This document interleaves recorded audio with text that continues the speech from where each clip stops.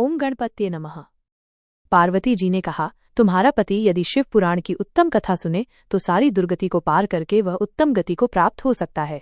गौरी देवी के इन मधुर अक्षरों को सुनकर चंचुला ने हाथ जोड़कर मस्तक झुकाया, उन्हें बारंबार प्रणाम किया और अपने पति के पापों की शुद्धि तथा उत्तम गति की प्राप्ति के लिए पार्वती माता से यह प्रार्थना की, मेरे पति को शिव पुराण सुनाने की व्यवस्था होनी चाहिए। चंचुला के बारंबार प्रार्थना करने पर पार्वती माता को बड़ी दया आई। गिरिराज कुमारी ने भगवान शिव की उत्तम कीर्ति का गान करने वाले गंधर्वराज तुम्बुरु को बुलाकर उनसे प्रसन्नतापूर्वक इस प्रकार कहा, तुम्बुरो, तुम मेरे मन की बातों को जानकर मेरे अभीष्ट कार्यों को सिद्ध करने वाले हो। तुम मेरी इस सखी के साथ शीघ्र ही विंध्य पर्वत पर जाओ। वहां एक महाघोर और भयंकर पिशाच रहता है।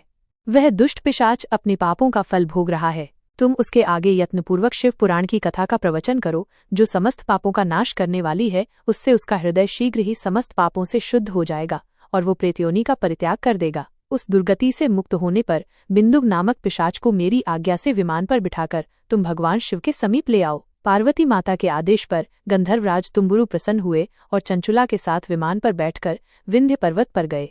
वहां उन्होंने उस पिशाच को देखा। उसका शरीर विशाल था, ठोड़ी बहुत बड़ी थी। वो कभी हंसता, कभी रोता और कभी उछलता था। उसकी आकृति बड़ी विकराल थी। तुम्बुरु ने उस अत्यंत भयंकर पिशाच को पाशों से बांध लिया। तुरंत बाद तुम्बुरु ने शिव पुराण की कथा सुनाने के लिए स्थान और मंडप आदि की रचना की। इतने में ही संपूर्ण लोकों में बड़े वेग से यह प्रचार हो गया कि देवी पार्वती की आज्ञा से एक पिशाच का उद्धार करने के उद्देश्य से शिव पुराण की कथा सुनाने के लिए तुम्बुरु विंध्य पर्वत पर गए हैं। फिर तो उस कथा को सुनने के लोभ से बहुत से देवर्षि भी शीघ्र ही वहां पहुंच गए। शिव पुराण की कथा सुनने के लिए आए हुए लोगों का उस पर्वत पर बड़ा अद्भुत और कल्याणकारी समाज जुट गया। फिर तुम्बुरु ने उस पिशाच को पाशों से बांधकर आसन पर बिठाया और हाथ में वाणी लेकर गौरी शंकर पति की कथा का गान आरंभ किया। पहले भाग विद्येश्वर संहिता से लेकर 7वें भाग वायवीय संहिता तक का महात्म्य सहित शिव पुराण की कथा का उन्होंने स्पष्ट वर्णन किया।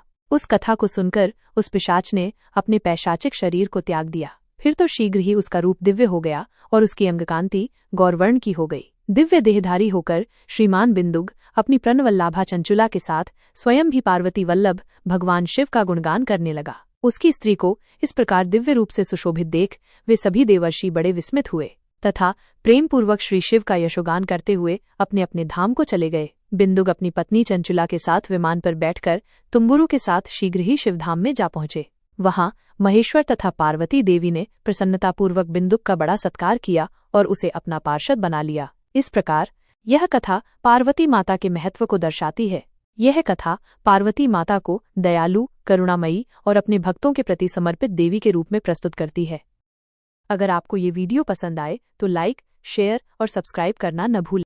आपके सहयोग के लिए धन्यवाद। श्री शिवाय नमस्तुभ्यम।